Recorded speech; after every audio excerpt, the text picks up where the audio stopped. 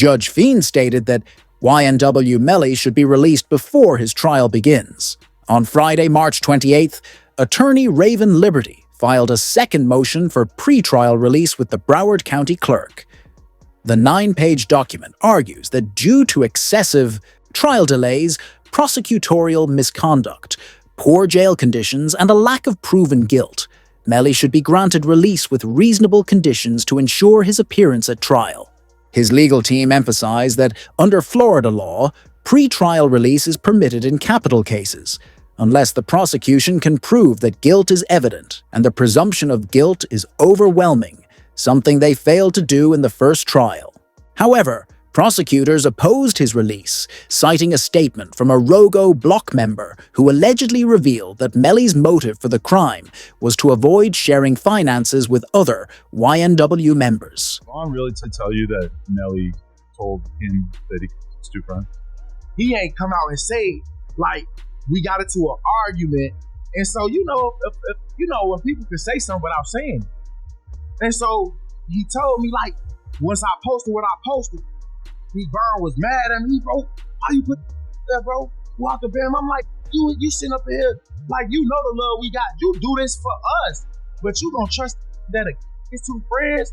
And he said, him was trying to extort him. And so I'm like, if they was trying to extort him, then why are you still around them? This information was meant to remain a secret, something Melly had only confided to King Von. Unfortunately, before his passing, Von shared it with the Rogo Block members. As YNW is a registered business, Melly and Bortland performed concerts, sold merchandise, and partnered with companies for promotions in exchange for money. However, Sackchaser and Juvie demanded a share of the earnings despite contributing no effort. Given King Von's history and the way he handled conflicts, one could assume the kind of advice he might have given Melly. When combined with evidence retrieved from Melly's phone, the situation worsens specially since he reportedly sent a text message just hours after the crime, seemingly PCG Gambino account asked him if he was okay, and his response was, "I did that," and placed a smiley face emoji. And the next message from 10/26/2018 at 16:02 from Eastern Standard Time. The YNW Melly account says what?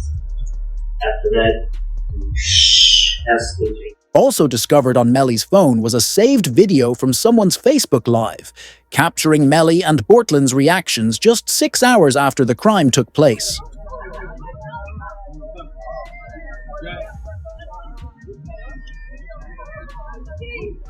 Melly still turned regardless of what happened this early morning.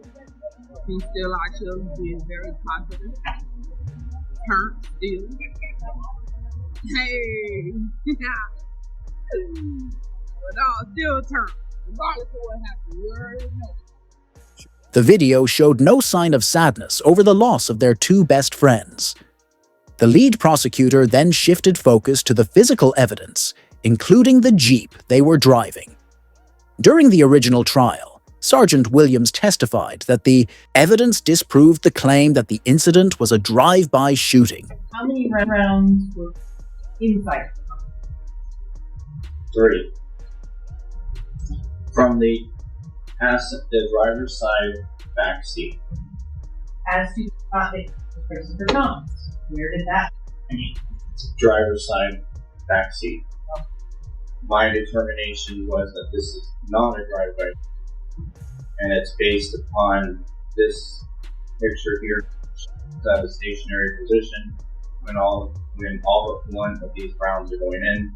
The one round that has some movement in it, which is round site L here, the actually moving in that. Sergeant Williams revealed that the crime had to have occurred inside the vehicle. During Melly's trial, Juvie's mother took the stand and provided details about who was seated where in the car. Can you state your name? I'm Leon Curtis. And are you related to one of the Yes, I am. How's Mother. and who is that? Christopher Thomas. Ms. Phillips, did you see who entered into the occupants who entered into that gray Jeep? Yes. Do you recognize where your son entered that gray Jeep? Yes. Which seat? If you can identify for the video. He got in the back seat on the right hand side. Did you recognize the individual that got into the back seat on the left side, the rear driver's side? Yes. And who was that individual? Janelle. Melly's lawyer then took the opportunity to argue for his release, addressing the newly appointed Judge Fiend.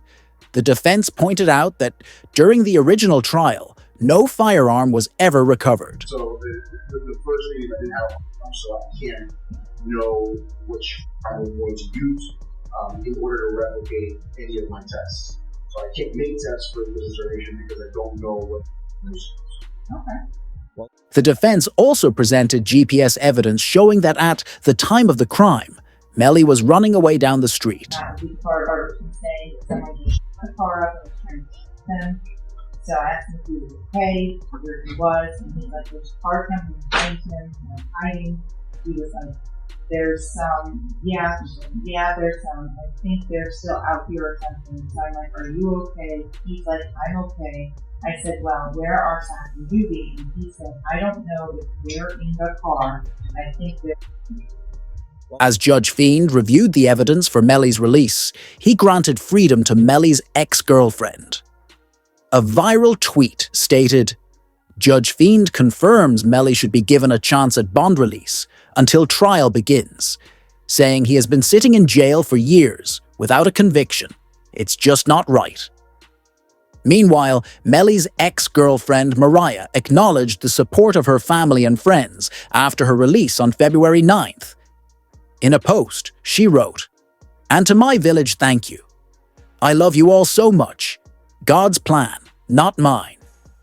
However, she was reportedly unhappy about how the news was broadcasted on local television. Mariah Hamilton is spending her first day at the Broward County Jail. She has no arrest record until now. U.S. Border Patrol agents arrested her at Miami International Airport Monday after she arrived on an international flight. Court records show Hamilton was ordered to testify in Demon's first trial in 2023. Did you know this actually worked in Melly's favor? Reports state that he now has to make an informed decision about which lawyers will represent him. Having spent 159 days behind bars, the realization left everyone, including Melly, shocked. No, let me repeat myself. Mr. Demons has to make an informed decision about who he wants his lawyers. He's now been sitting in our jail for 2,159 days. So, how long would you like to be able to make that decision? I can't determine when we do that decision be over. That's the Broward Sheriff's Office. But I can, as I said, I'm asking for, and then I'm asking for at least a day or two. And You then will decide by tomorrow. But also reserve all of tomorrow.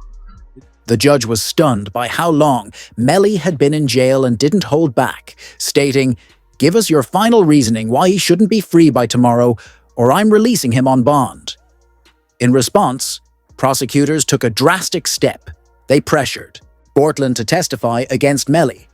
Now, they are filing paperwork to have both Melly and Bortland tried together, and there's one specific reason behind this move. Issue here, and you can try them together. It is for the benefit of the state to try them together, just more efficient. You don't have to do things again and again. Do it all at once, and also get a better chance of having them incriminate each other during the trial. It benefits the defense to sever it. That way they can point the finger at each other and get away with it. So this is what's going on. But I don't think it should be automatically severed because the state is seeking penalty for Melly, because it's only the penalty phase of the trial that would be different, not the guilt phase. The guilt phase is the same. They're both capital crimes. We're seeking the penalty on one, not the other, but that goes into the second part of the trial, the penalty phase, only if Melly is found guilty. It's common sense that if Bortland knows he didn't commit such a serious crime, he won't be willing to face life in prison. This makes it likely he'll turn on Melly. What you might not know is that Melly's lawyer had already attempted to shift the blame onto Bortlen during the first trial. Cortland Henry shows up at Memorial Hospital, Miramar. You don't see him sitting there, but where you will see him sitting is in the driver's seat of a car, two bodies, car riddled with bullets. When he shows up with a change of clothing, change of shirt, powder residue on his hands, evidencing that he had discharged a firearm. And he lies. He lies about where the incident occurred. He lies about how it occurred. And he lies about not having the phone. I think it was Miss Bradley herself who said, everybody has a phone in the pocket, not Cortland Henry. It was revealed that Bortlen has consistently lied to the authorities, and he's the one with gunpowder residue on his hands. He was also with Juvie and Sackchaser when they were killed.